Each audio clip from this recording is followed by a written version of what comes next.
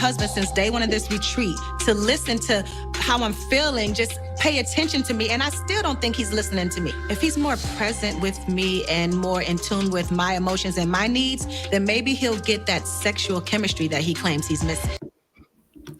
Hey guys, and welcome to Little Black Book. You know what time it is. Talking to you guys about this. Why men won't meet your needs first. And it's the reason why. If you heard in that video, the first opening video, she spoke about how, if, my husband will listen to me, then maybe he might get what he wants. Well, that's the reason why men ain't meeting your needs first, because you put if and maybe, which are possibilities. And what you're really saying is, if I do meet your needs, then maybe I might meet your needs, which is really a signal to say that if I risk it, you're not going to actually supply and reply. So why risk it? Why bother being vulnerable? Why bother trying to make happen what you might not do in return? Men are very simplistic. If you tell us a formula to how to get the poussoir, we're gonna follow the formula, right? If you tell us this is what you need, and that's gonna get us this, we're gonna do it. But when you start putting ifs and maybes, we hear possibilities, we hear possibles. We see the possibilities scale, and on that rate, when someone starts offering possibilities, more than likely it's probably not going to happen. But that's a probability, isn't it? But listen, we're going to break it down even further. So if you're new to the channel, make sure you like, share, subscribe, click on that bell button for notification of the uploads, and don't forget to share this with somebody who actually needs this as well. And don't forget as well, guys, we appreciate you commenting down below. And for those of you who are returnees, you already know what it is, baby. The new merch is coming, so I'm going to be wearing it, so you'll see it soon. But make sure you as well, you already know what it is. You got the minerals. You got the minerals. Stay hydrated. All right, cool. So just talking back on my first point, the reason why men are not going to meet your needs is because the language that comes out your mouth tells me that if I do meet your needs, I'm still not going to get my needs met. You're going to take advantage of me. One thing men hate the most is being taken advantage of. Okay, that will make us clam up like someone's. Yeah. So for us as men, when we hear something, we want to hear a direct correlation of cause and effect, and we want it to be very logical in the cause and effect. And when I do a part 2 talking about the emotions and feelings and how men need to understand that too, I will bring that into understanding. But when with men, we're very direct and want it to be cause and effect. So if he wants more sexual intimacy, what he's really asking the question is, how do I get it? And what he wants from you is a direct line to say, hey, listen, all I want from you is for you to listen to me, sit down with me, maybe like do it 2-3 times a week where we just talk for half an hour, blah, blah, blah. He wants direct instructions, because trying to figure out what you want is based on your feelings. And that's difficult to follow, because feelings are about subjective, deeper explorations of your emotions and experiences in regards to certain stimuli and environments, and sometimes your mood.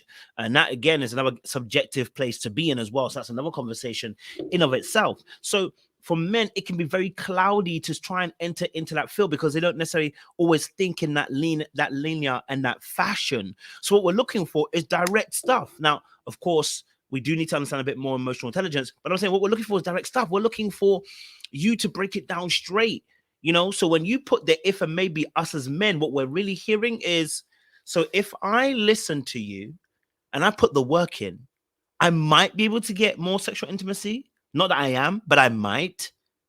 So you want me to do what I want to do, but you don't want to hold your end of the bargain. And they start feeling like you're taking advantage of them. And as soon as they start feeling like you're taking advantage of them, they don't want to hear what you got to say anymore. At that point, it becomes warfare. And now the argument is really an argument about the fact that he heard possibility, not that he heard a direct correlation.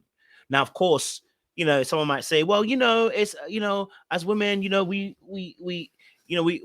talk in a particular emotive language, and I agree they do. But for us men, that's what we're hearing. So the reason why he might not be meeting your needs first is because he realizes when he does, he ain't gonna get nothing back. Okay, now we're not saying that we got to do something to get it back, but there must be a cause and effect, right? I love you, and then I, as a cause, that makes me want to marry you, and then that means I get access to your body, and you get access to my money, and okay, it's so and so on, right? There's a whole stuff that we can talk about. But the reality is, and the conversation that was happening before this, just to give a bit of context, is that Ron wants to have more sexual intimacy with his wife. And his wife is like, well, you could get that if maybe you well, him, if and maybe, by the way, if maybe you were around more. Yeah. You know, and this is what, and I'll say this final point for it as well. Where couples need to be is really explaining how they feel and what they want. So when he explains, he say, "Listen, hey, look, I want more intimacy with you. I want to spend more time with you. I want to have you rubbing my head," which he said as well. I want more of the physical touch.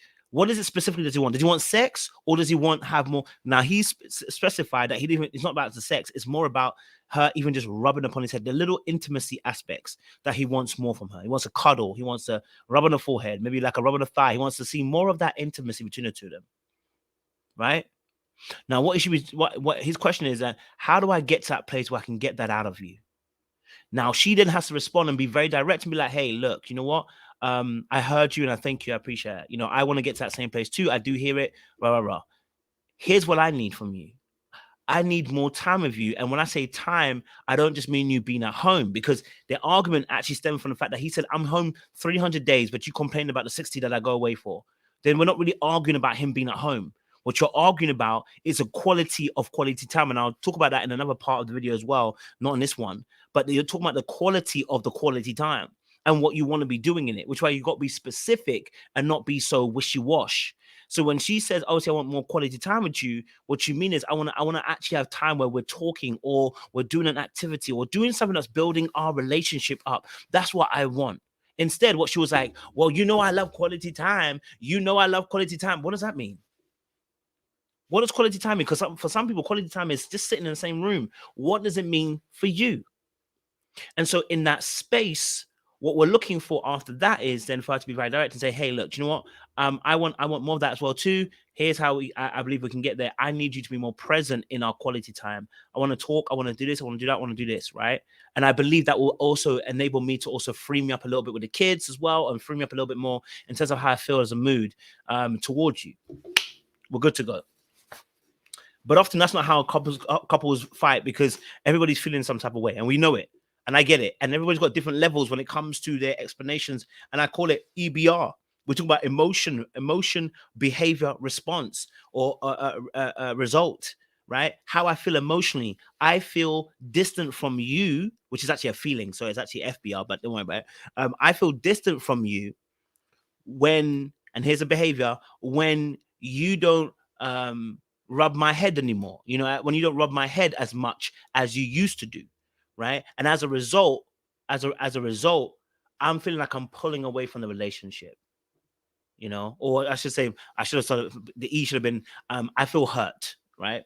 You know, and as a result, I'm pulling away from you. I'm feeling like this relationship might not go the distance, like he was saying as well. I feel like this relationship won't last another 10 years. So the person gets a clear breakdown, EBR, emotion or feelings, behavior, result, the end result, what happens if the behavior continues, right? And then the person can then respond and say, okay, this is what we can work on, and this is how I'm going to improve on it. So make sure you guys like, share, subscribe. I'm going to do part 2 for you guys, but we'll see you guys very, very soon. Comment down below. Let me know your thoughts.